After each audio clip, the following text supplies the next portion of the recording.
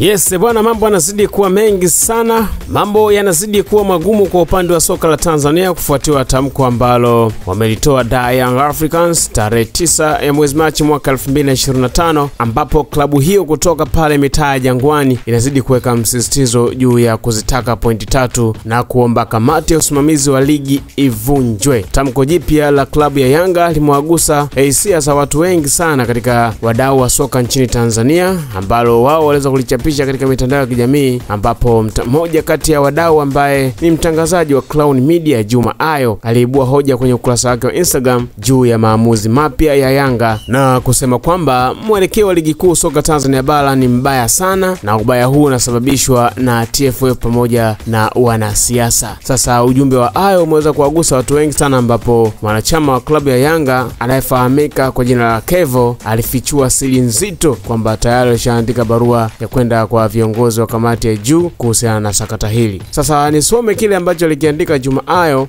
alafu baadaye pia tuje kuangalia maoni ya watu mbalimbali kuhusiana na hiki, lakini pia wewe unapata fursa ya kuchangia kile ambacho unakiona sasa katika mwelekeo wa soka letu nchini Tanzania. Juma Ayo anaandika, anasema, nimesoma andiko la Yanga liko sawa kabisa kwa upande wao. Kwa kifupi, sasa Yanga wameamua kupambana na shirikisho la soka Tanzania. Kila laheri katika kupambania haki. Naona mwelekeo usio mzuri wa mpira wetu mbele, na haya yote yanasababishwa na TFF wenyewe na wanasiasa. Sasa baada ya kuandika hicho, kuna comment mbalimbali za watu ambao waweza kujitokeza wanazungumzia kile ambacho amekiandika Juma Ayo. Sasa mshabiki wa Yanga aliandika, anasema, ndio unajua sasa hivi kaka, sisi tumeshaandika barua kwenda kwenye mamlaka za juu kimataifa. Tunaamini mpaka dabi imegairishwa, sio amri ya bodi, ni pressure kutoka serikalini. Aliandika Kevo kupitia comment yake wakati anachangia kile ambacho amekiandika Juma Ayo. Mpaka sasa bado mambo yanazidi kuwa magumu kwa viongozi wa TFF, kwani wanatakiwa kutoa maamuzi ambayo lazima upande mmoja utalalamika kuonewa. Lakini ni imani ya Watanzania wote kuwa mambo yatakaa sawa na ligi ya Tanzania bara itarudi katika ubora wake. Lakini pia taarifa ya mwisho kutoka bodi ya ligi, wao walisema kwamba wamepitia video, yani shahidi mbalimbali kuhusiana na ile sakata, mpaka Simba kugomea kucheza mechi mpaka watakapopata uamuzi, baada ya klabu ya Simba kulalamika kwamba walizuiliwa na mabounsa wa Yanga kuingia uwanjani kufanya mazoezi, ikiwa moja kati ya haki yao ya msingi,